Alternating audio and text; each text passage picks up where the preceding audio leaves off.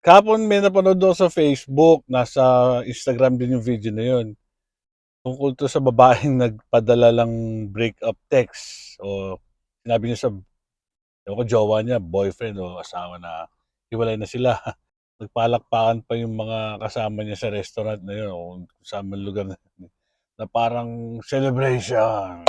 Magbibigay ako ng opinyon sa inyo kung tama ba ginawa nitong babae. At opinyon ko na rin kung ano yung magandang reaksyon ng lalaki o kahit sino man lalaki na makatanggap ng ganitong klaseng text or overall malaman lang nila na ayaw na sa kanila nung kanilang girlfriend, jowa o asawa. Huwag natin patagalin pa, panoorin natin 'to, maganda 'to, marami kayong matututunan dito. Let's go!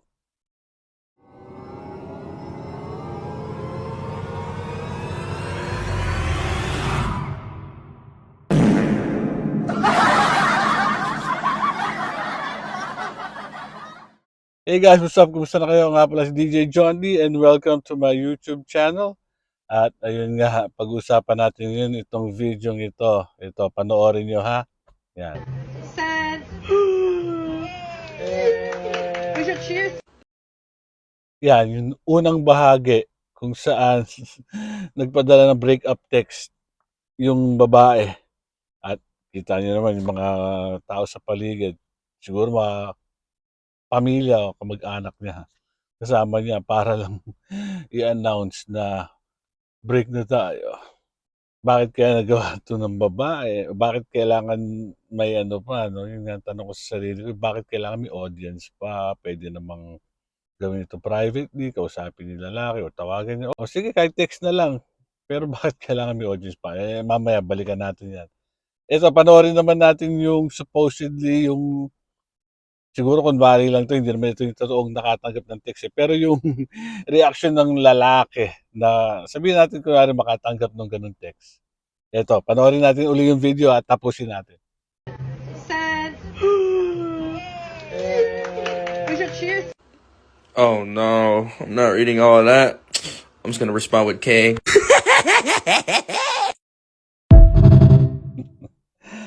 Kita niyo yung reaksyon ng lalaki. Hindi ko na babasahin 'to, I'm not gonna read this. Okey, yun ang sagot. Siguro iniisip ng iba sa inyo, ba't naman gano'n yung lalaki, parang hindi man lang sensitive, hindi man lang nabahala o ano ba 'to, wala ba 'tong pakialam kahit mawala si babae or wala lang, eh, para sa'kin tama lang yung ginawa ng lalaki. Alam mo bakit? Ito, bigyan ko kayo ng mga simpleng dahilan. Yung sa ibang video pag-usapan natin 'to ng mas malawak, pero sa ngayon ito tama lang yung ginawa ng lalaki, or tama lang na ganito ang maging approach or reaction or attitude yung mga gagawin ng lalaki in case ganito sabihin sa kanya ng kanilang, girlfriend, jowa or asawa o kahit nililigawan pa lang. Kasi unang-una ganito, yun nga ang gagawin mo. Huwag kang magre-react ng violently, 'di ba? Huwag kang yung sisisigaw, iiyak or di mo na kailangang magpaliwanag, 'di ba? Bakit? Yun pa lang, eh, pagkatanggap mo pa lang ng text talo ka na, eh. Wala ka ng panalo diyan. Bakit wala ka ng panalo? Unang-una, planado na 'yan. Matagal nang iniisip ng babae yan. Ang babae pagka nag-isip ng ganyan at nagdesisyon ng ganyan, I can assure you they've been thinking about it for months. Matagal na iniisip 'yan. Baka simula pa lang nung pagsasama niyo, eh, pagiging close niyo or kung anong relationship ninyo, eh, 'di ba, from the start baka hindi ka naman talaga niya hilig, eh, o hindi ka niya talaga gusto. Ngayon, ganito ang nangyari, 'di ba? Hindi mo na kailangang magpaliwanag, hindi mo na kailangang explain ang side mo ano, sabihin mo lang, "Okey." Isa pang dahilan kung bakit kailangan ganito lang reaksyon mo, cool lang, bakit? Para hindi ka na magsayang ng oras at energy. Pinag kasi sigurado pinaghandaan na ng babae yan na eto magiging reaksyon niya. "Girl," sasabihin niyan ganito, "Girl, oo nga girl, oo." Mag-uusap-usap yun siyempre mga barkada. Kahit wala siyang kausap na barkada yung moment na pinadala niya yung text niyan, planado na yan. Alam na niya yung rebuttal, yung mga isasagot niya. kung sakaling may sabihin ka at for sure, gaya nga ng ugali ng mga babae, ikaw pa ang palalabasin na masama. Maghi-historical 'yan, uungkatin lahat ng mga kasalanan mo from way back na matagal ng pinag-usapan, naayos na, uungkatin lahat 'yan. Anyway, save yourself from the bullshit. Save yourself time. Okay, move on. Hayaan mo na siya, 'di ba? Kasi mag-iwan ka na rin ng ano mo, yung pride mo, 'di ba? Wala na, talo ka na, Oo, masakit, kusang masakit, 'di ba? Gusto mo mang i-save pa, wala na. Ayan na, the fact na pinadala na niyo yung ano, ganitong text message halimbawa, it's a done deal. Balikan uli natin 'tong sa babae, bakit kaya gano'n? Ba't kaya gano'n ang ginawa niya? Bakit kaya ang mga babae ganito? Alam niyo kasi, ang mga babae, ang mga desisyon niyan sa buhay lalo na pagdating sa love life, malaking ano diyan, malaking impluwensiya o malaking consideration nila or malaking ano nila, factor sa pagdesisyon. Alam niyo kung ano?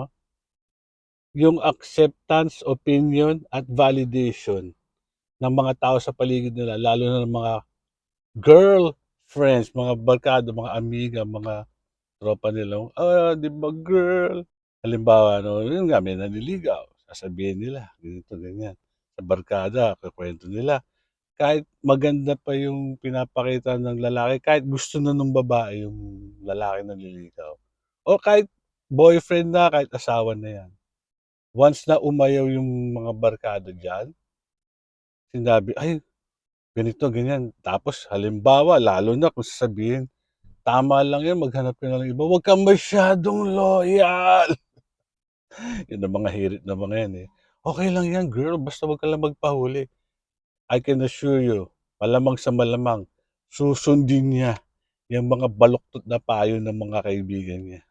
Minsan pag-usapan natin yung mga ganitong usapan, bakit ganito ang mga babae sa kanilang mga kaibigan na magaganda ang buhay, na masasaya, bakit ginugulo nila. Anyway, yun.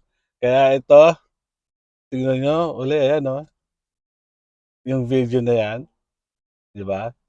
Tuwang-tuwa si girl, akala niya tama yung ginagawa niya kasi validation, yun nga, sabi ko sa'yo validation, approval ng mga taong nasa paligid niya, 'di ba?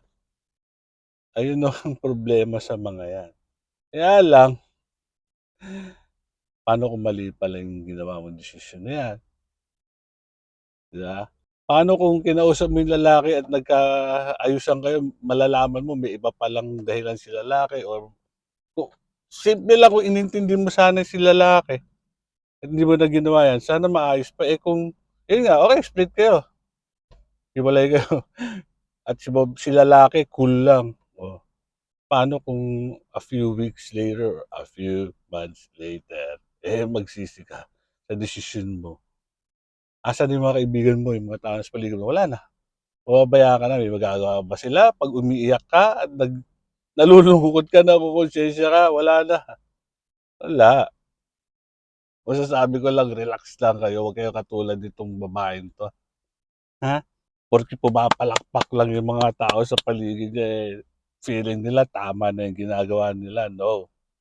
Just because people are, agreeing with you, they're clapping, they're celebrating, it doesn't mean tama yung decision mo, okey. Well, anyway, yun lang, natawa lang ako sa video 'to, natawa and at the same time nalungkot.